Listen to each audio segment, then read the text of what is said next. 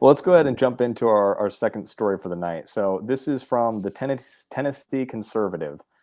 New Republican-sponsored legislation has been filed that could be used to effectively censor news outlets and businesses across the state of Tennessee. House Bill 0183, sponsored by Representative Sam Whitson, and Senate Bill 0160, sponsored by Senator Richard Briggs, seeks to redefine a political action committee, PAC, as a club, corporation, association, or other group of persons that receives contributions or makes expenditures to support or oppose a measure, or B, a club, corporation, association, or other group of persons that receives contributions or makes expenditures to support or oppose two or more candidates for public office during a calendar year, and the contributions or expenditures in the aggregate exceed $2,000. Consider any news outlet that prints articles that have language that either directly supports slash opposes a measure or candidate, or simply publishes his articles that have language within that could be interpreted as such. Even though these news outlets and companies do not exist for the purpose of political campaign fundraising or for the sole purpose of supporting slash opposing any particular measure or political candidate, this forced conversion into PACs would place all the campaign finance regulations that applied to PACs onto these groups as well. Under the regulatory authority of the Tennessee Registry of Election Finance, when a PAC steps out of line, they have the power to end the PAC up to, or to fine the PAC up to $10,000 or to close the organization. So that's some legislation that was very recently being considered here in Tennessee as of this last week. So definitely some scary legislation coming out, and there's a lot of technical terms there. But gentlemen, your reaction? I think those. I'll just jump in. I think that those the men putting forth the bill should answer for what the bill's intentions are. Hmm. And this is why legal language gets so precise. Like if you've ever read a really well written contract, the legal language is so precise to avoid just this kind of scenario because they may not have intended the bill to. And I think it says at the end of the article that their intentions for the bill aren't clear. Maybe they're trying to take out some opposition pack and they accidentally wrote language that loops in the press. And even if it did pass, it'd be unconstitutional anyway, because of the First Amendment. But this is why, you know, congressmen and senators, they need to be really held accountable. Like, what is the intentions behind this bill? Like, because I think the worry is that they're aiming for censorship through backdoor means, but that doesn't, maybe, but that didn't see that. What wasn't the impression that I got? Just seemed like poor legislation. Hmm.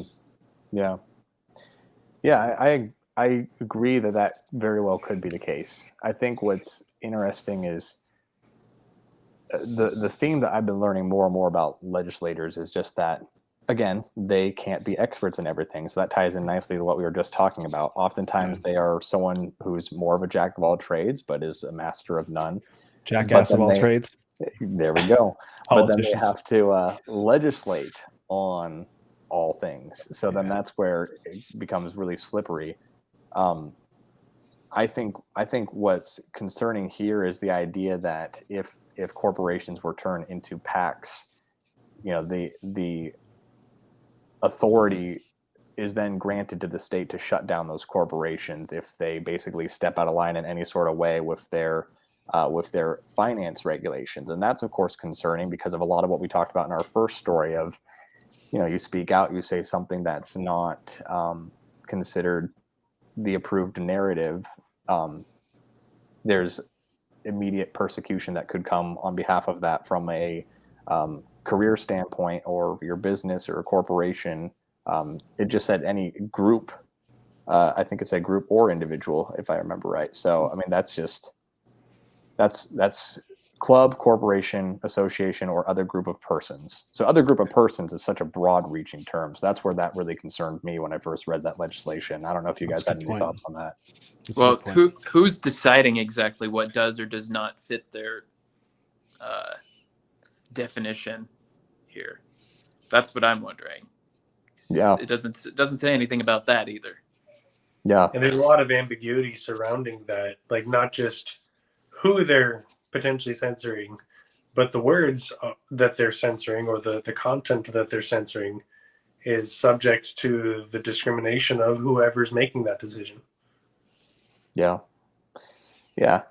And part of the issue with this is, ultimately you could, it did say anything that could be interpreted as an endorsement or a rebuking of a certain measurement or politician could then fall underneath this category. So, I mean, that could be anything from a company like Wendy's, who are just major trolls on Twitter, trolling someone, they could all of a sudden be considered a pack and be fined and shut down, to the tune of either thousands of dollars or just immediate closure of their business. And it could be anything from, from someone who maybe is a member of or owns a small business, but personally it has a group that meets in their house that talks about legislation, and maybe, there's no defined terms here. So I think that's a huge slippery slope. And this legislation really just does not provide enough guidance to get exact language. And that's scary to me. Yeah. I think a micro version of this is what we've seen in the metaverse through Instagram and Facebook. Think of, for the past 2 years, any content that is published that has any semblance of a reference to COVID-19 has that little thing across the bottom saying, for information about COVID, click here because you're obviously being lied to. Like, that's the implication there. And that's a much more docile version, where it's saying you're being given misinformation, so you better be corrected. And in this case, the potential, and of course we take everything to extremes, as legislatures should, but the extreme would be, this smells like something we don't like, so we're going to shut it down and defund it and completely eradicate the resources that are being promoted. And it's then opinion-based journalism that's subject to governing authority, in an exact opposition to the First Amendment. So it just kind of goes back to what Will was saying to begin with. Yeah. And what's hard about that is just, at the end of the day, we have to kind of, as citizens and believers, look through this legislation and decide how we're going to respond to it. So, I mean, do you guys have any thoughts on how citizens of Tennessee should respond to this type of legislation? I mean, senators, congressmen are really responsive, surprisingly responsive to letters and phone calls. Like, they just get so little force feedback from their environment that they're mostly being directed either by instinct or their political buddies or whoever pulls their strings. But when they actually hear from their constituents in large enough numbers, they do, at that level, they do actually respond. And so it's a good thing that, I think it was it the Post Millennial or something like that, highlighted this story, because it gives people the chance to really be like, yeah, no, that's not okay. That would be the first thing, right? Yeah. That's a really good point. Absolutely. Yeah, I mean, it is our responsibility ultimately to be citizens and actually to be co-rulers, as it were, and actually take our freedoms into our own hands, so to speak, with actually being responsible for knowing what's going on. And I think that's the big thing, is we live in a day where it's so easy to check out. And ultimately, I think there are forces that want us to check out all the time. So, I mean, it's tempting. Like, I was not a politically aware person prior to the COVID lockdowns. I was completely unaware of the politics of just everything going on around me. And then, the moment lockdowns happened, that's when to be honest, I was one of those people where the first 15 days, I thought it was like legitimately like an actual threat, because, they were very much marketing it like that. And because I wasn't a super politically aware person, I grew up in a home that was fairly conservative, but no one in my family were super in tune to that stuff. And so then when the 15 days came, me and my wife, my wife is just kind of a easygoing person. She was not worried about things in general. And I was sitting there like, wait, you need to not go out more than necessary. Like, this is like, they're saying this is like really deadly. Like, I don't want us to get sick. And we're talking like the lockdowns were just announced. Yeah. By the end of the lockdowns, totally fine. Yeah. And by the end of the lockdowns, I was already like starting to get suspicious, and then like, you know, they start extending that 15 days. And honestly, I started just watching President Trump was doing you know, those daily press briefings on COVID. And you know, I'm not going to sit here and give a bunch of defense for Trump, but I will say that when you watch something where you hear something said and then you start to see articles saying like completely warping what you heard, that's what started to make me realize like, oh, I always knew, because I'm a Christian and I grew up fairly conservative. I always knew that there was a worldly bent to media and Hollywood and things like that, academia even. But I never knew until something forced me to wake up, because I was just living my own life trying to just, you know, pursue my own career, not thinking much about politics. The moment something was shoved in my face and I looked at it longer than, you know, a few seconds, because I wanted to be apolitical. And I think most people have that temptation to be apolitical. And you see, wow, every mainstream outlet just lied about what I just heard. They're telling me to not believe my own eyes and ears. And that was nuts to see that. And that was like total shock. And it took a while for me to like kind of like shake out of that and realize like, okay, I guess I now realize that I have been asleep and I now no longer have that luxury, because I felt sort of like I was almost like a you know, brought into the mafia. Like, now I know too much. I can't go back to sleep. Like I can't quit the mob. I know too much. They'll come after me. Like that's almost how it feels like now. It's like I almost feel an obligation to stay awake. So I'm curious if any of you guys have felt any of that. I mean, I went into COVID.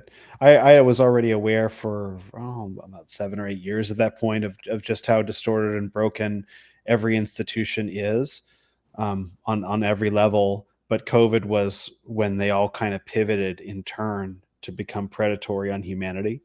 And so I had this heuristic, and pardon my language for a minute, but if it's on TV, it's bullshit. COVID is on TV, therefore it's bullshit. Right. And like, oh, they showed a man in China like shaking and falling down. Oh, quick, burn the world. Right. But the thing is, like, even during that, and that's basically what happened, right? Like all this shady footage coming out of China. I remember when they showed this footage of guys in white suits with like these like Ghostbuster style backpacks on, walking down the street, like hosing down the street with like steam or something like that. Like, is that like, congratulations, you hose down the pavement? Like, is that a thing? But, you know, I understand people who would, I give a grace period of like 3 months of buying it. Like I really, if and that's pretty generous. It's super. I mean, like at that point, if after 90 days, if you've been trusting the media your whole life, and if at the end of 90 days, it's like, we're not all dead, maybe they're not telling us the truth. Like at that point, like the severity keeps getting more and more like, are you not seeing this? Are you not seeing this? So like after 15 days, 30 days, that's fine, because it's unprecedented as far as people are concerned. Like, let's shut down everything and lock people in their homes. And if after 90 days, you know, 15 days of slow to spread, you know, became what, 4x, and people aren't dead? No, it's more than that, 6x. Right. And people aren't dead. Like, at that point, you're gonna be like, what's actually going on here? And a lot of people went on that journey, but some people, they never ever will, and that's the scary part. It's astounding to see people who are still regularly masking in social events and getting booster shots on a regular basis as an ongoing thing. It's hard to believe that that's still happening, because we now have medical data and experience under our belt to say, look, it's not deadly. I mean, don't get me wrong. There were casualties. There were lots of people who died of the virus, but a healthy. There's a lot of people who died with the virus. Yeah, ding ding ding ding ding. I like you. Yeah, but really, you know, if you're, and this was always my what I say of my wife and I is that we're healthy, we're young, we are fit, we have a decent diet, we eat well. I'm not concerned about other illnesses, and I'm not concerned about COVID-19 either. So Yeah. I would rather have the illness than take the vaccine because I know what the illness will do to me more than I know what the vaccine will do to me. Yep. And Honestly, that's not a political statement, you know? That's a logical argument based on my individual health, and there are people who would chagrin me because of that stance. Well, logic is racist now. Well, yeah, Didn't you get the memo? clearly. Yeah. Oh, really? Ancestors. Logic. True. 2 + 2 = 5, bro. Like that's the world we live in. Yeah, if Jason's still on the live chat, maybe he'll have some insight on that because I know Jason just he absolutely believes that logic is racist. That's for sure. Yeah, Joey, what were you gonna say? well, you need to respect my truth, is what I was going to say just now. But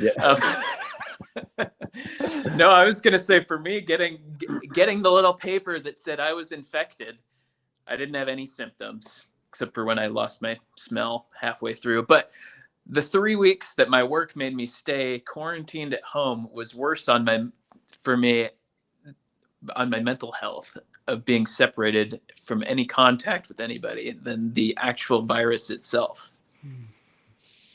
That's interesting. Say more about that because like I'm the sort of guy like I'm really good on my own. Like someone posted on Twitter like this cabin out in the woods, like like $1 million or stay in the cabin or something like that. It's like I'll stay in the cabin for 2 years. You know what I mean? Like but the isolation I think was really powerful for a lot of people. The notion of being denied contact. Now that's not me, but that doesn't mean it's not appropriate. So say more about how the isolation impacted you. Well, part of it may have been that it interrupted my plan to propose to my now wife. Oh, bummer. That's big. I was waiting to talk to my father-in-law, and he drew it out. He wouldn't let me catch him at a moment. He wanted it to be a big deal. So it all father-in-law? happened. I wanted to ask my father-in-law's permission before I asked her to marry me. Yeah, and he wanted to drag it out and make it a big deal. He wanted to make it an event. Our talking. Anyway, he was making him work for it. Yes, exactly. Okay, I like that. That makes sense. It's like no, you have to bring me flowers. Like not quite. Did you wash my car yet? No, just stuck at home. I lived alone. It wasn't so bad the first week. I mean, it was 3 weeks off work. I painted my kitchen cabinets, and that was great. But I don't know. Yeah, I would say maybe it wouldn't have been so bad if I wasn't in that season of life that I was in. If I was married and had the same thing happen, it would have been a lot different for me. But I think that was an eye-opener for me because I always thought I'm pretty introverted. I don't have to be around people. And I found that I actually thrive, maybe not out of I'm not a big talker or anything, but I do just prefer having some sort of presence around me. Got it. Yeah, but then you got your little gold star, and they said you were infected, and you couldn't go and patronize things. So it was a testing required by work because we had one employee that was sick. I would have kept working if they hadn't made me. But well, now I think that the big thing that you were saying, Michael, about the people that are still masking up. What's interesting is I've noticed, at least when I walk around, that it's young people. It's mostly young people, and that's really concerning to me. I mean, I definitely see old people, like really old people. I feel like are maybe still doing some of that, but when I just go to like Walmart, it's like college age students that are wearing the masks. No one else. And that's really interesting to me because it really feels like a social experiment that, in a way, kind of did what they wanted it to do. This next generation is the one that's going to grow up with this being the new normal. And the Overton window has completely shifted on what's acceptable for the government to do in a crisis. And in fact, recently, Joe Biden just extended his emergency powers. But beyond Biden doing it, good old conservative Greg Abbott of Texas, governor of Texas, just extended his emergency powers. So, Texas, what are you guys doing down there? You guys got to get your stuff together. That's just nuts. We got just like miniature tyrants running around. Like, politicians aren't in a hurry to give back power when you give it to them. That's not how it works. If power is allocated to you, you hold on to it and you extend it for as long as you can. That's like a global rule. And by the way, real quick about the young people with masking, I don't think it's that they're actually afraid of the virus. I don't think Oh that's yeah. it. I think what was it? Was it Jack Posobiec, someone like that, maybe Cernovich, said that masks are the MAGA hats for liberals, Yep. that they wear the mask to signal their political allegiance to the state. Yep. And also, I think for young people who are insecure about their appearance, they wear the mask because it's like, oh, I can just hide my face and I don't have to be seen. Mm. And I think for an underfathered generation, they lack courage and boundaries to present themselves. And so I think all these things are wrapped up. I don't think they're actually worried about the virus anymore. I just think they're hiding and signaling allegiance to something. But it's Or all the else same they to the pretend government. to be. They Yeah, may exactly. pretend to be afraid of the virus. I mean, I've Yes. got people that I'm close to here who still wear masks and say it's because they haven't gotten the COVID vaccine, or they have gotten the vaccine and they've been boosted regularly, but they haven't had the virus yet, so they don't want to. Which I hear that and I say, don't you think you might have been exposed in the past 2 years living Are in you this world? sure you haven't had it? Well, Maybe you're it's just asymptomatic, and praise God, you can take that stupid mask off. Wait, what's the Why? point of getting the vaccine and all the boosters if you're not protected from the virus? Like, you should be Yeah. bulletproof. Well, Don't you believe in your corporate pharmaceutical overlords, them protecting you to modify your DNA? exactly. Hey guys, we have a winter storm coming, so make sure that you wear your coat so that your neighbor doesn't freeze. It's a confusing thing, and in this case, these are good, biblically sound Christian people who have been misled and it's a weird psychological experiment, and I look at that because they're not like raging liberals or anything. They're not. I don't think they're biblically sound individuals. Like these might be friends of Yeah. yours, and I don't mean to speak about that. I'll speak about them in the abstract, but Mhm. I don't think that surrendering your bloodstream so that you can participate in the social contract. I don't think that's biblical. The government says we want access to your bloodstream so you can do these things. Okay, here. I don't think there's anything biblical about that. But I don't think that's their fault for not knowing that. But Will, it's the loving thing to do. We're supposed to love people. Mhm. It's not loving at all. No, and I'll push back on that and say no. The loving thing to do is to take the vulnerable people and to sequester them and give them everything that they need, while the rest of us, the vast, vast, vast majority of people, go on about our business of civilization. If you are a vulnerable population to this, we will sequester you. And we will make sure that you're provided for and you can mask up and be safe and secure from all of us. And the rest of us are going to go about life. We are not going to shut down civilization to accommodate less than 1% of people. And that's the tyranny that we're under. It's called tyranny of the minority. Yep. And we see it everywhere. This notion that there's one person crying in the world, stop everything. We need to stop the world because someone's crying. And that's and we just accept that that's because it's loving. It's actually not loving at all. It's indulgent. It's using our pity. And there's this book called The Great Divorce by C.S. Lewis that I just finished. Brilliant book.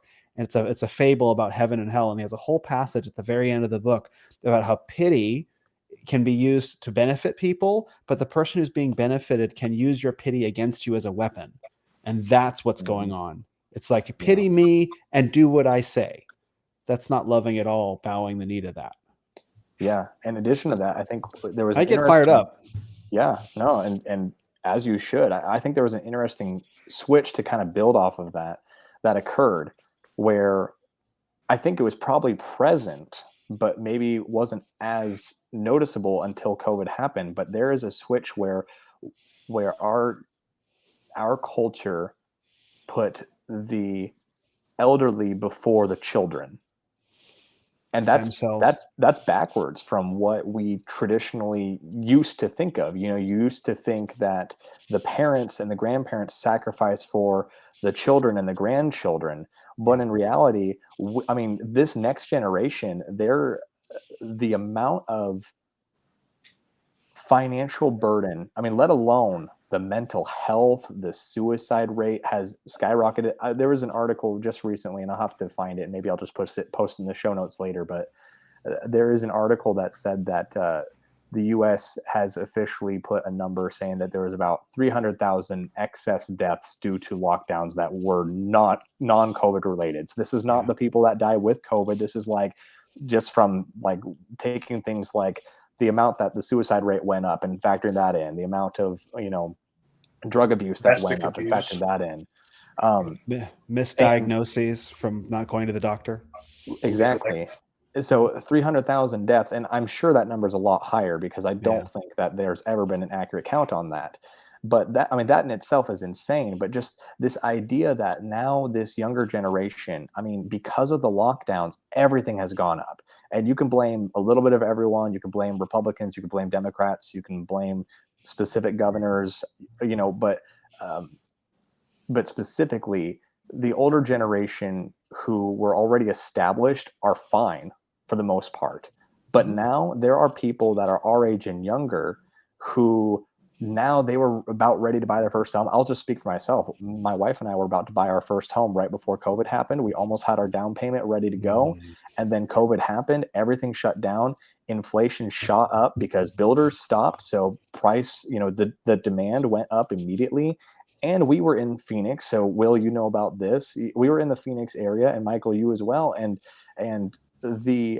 that area specifically like doubled when it comes to the prices of a starter home.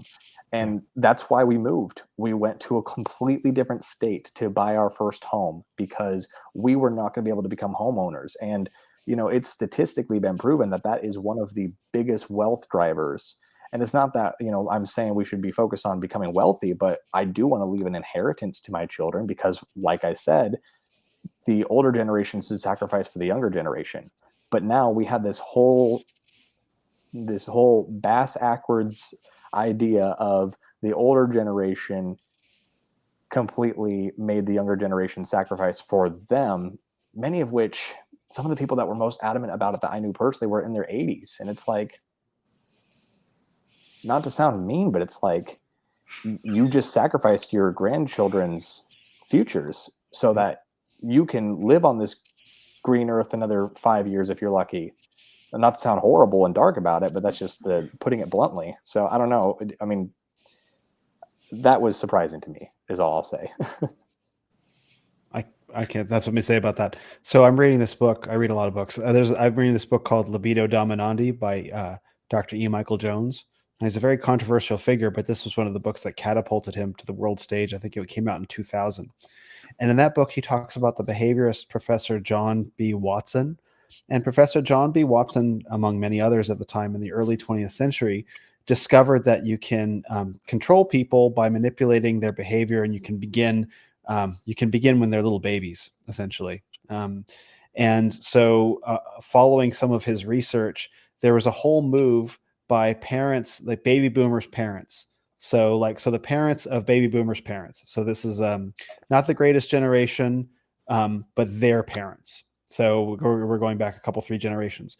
So the whole move to have mothers withdraw from their children and not be nurturing and loving to them, to be essentially very cold to them, so they would grow up sort of more independent. Like thousands of years, mothers were deeply engaged, connected to their children, passing down values to their kids through that connection.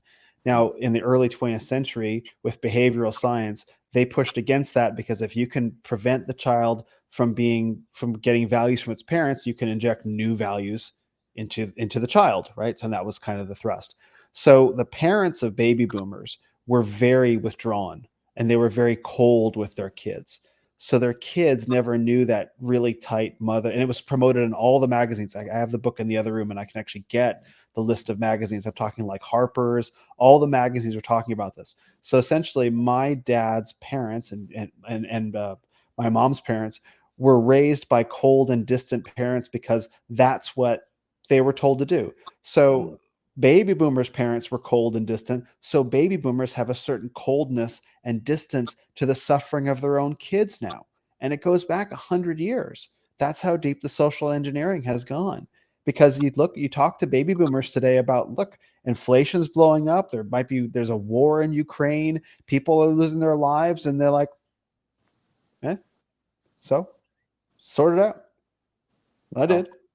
And it's infuriating. And that's the right. That's where the okay boomer meme came from. It's like, how can you be so dead to the suffering of so many millions of people and completely numb to the fact that kids can't own a home? Like, well, I got mine. It's like, I got mine is not what's supposed to apply to your own kids, but it's because they were improperly parented, and then they were manipulated by the Beatles in the 1960s. So whoever posted that, burn your Beatles albums, all of them.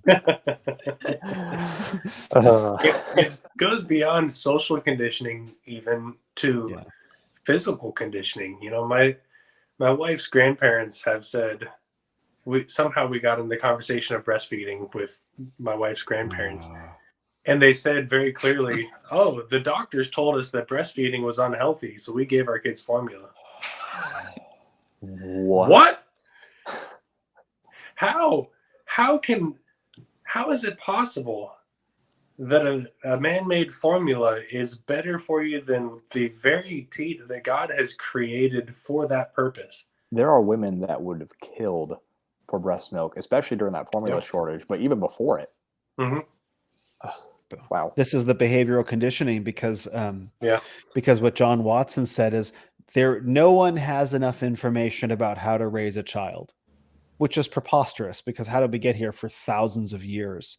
Mothers intuitively know how to raise children. I think fathers do too, but now everyone's like, well, you know, the experts say, so I better listen to the experts, and they don't trust their own intuition with raising their own kid. Well, I read in Mother Today magazine that if breastfeeding's bad, so I'm going to pump my kid full of soy. Thanks, doctors. Yep. Enjoy your estrogen. That's yeah.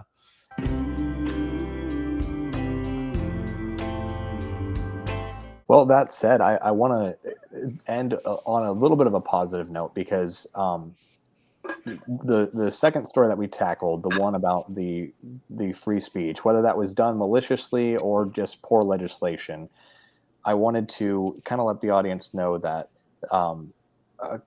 really there was only about one or two local news outlets here that covered it, but they did post the information to call the different senators and representatives that were working on that legislation, and the senator that was sponsoring the bill has promised to pull it from consideration. So I don't know if he's done that yet, so that's something that people in Tennessee should watch out for. But that is some good news, because first of all, that does show that when you make a stink of things, you can affect some positive change.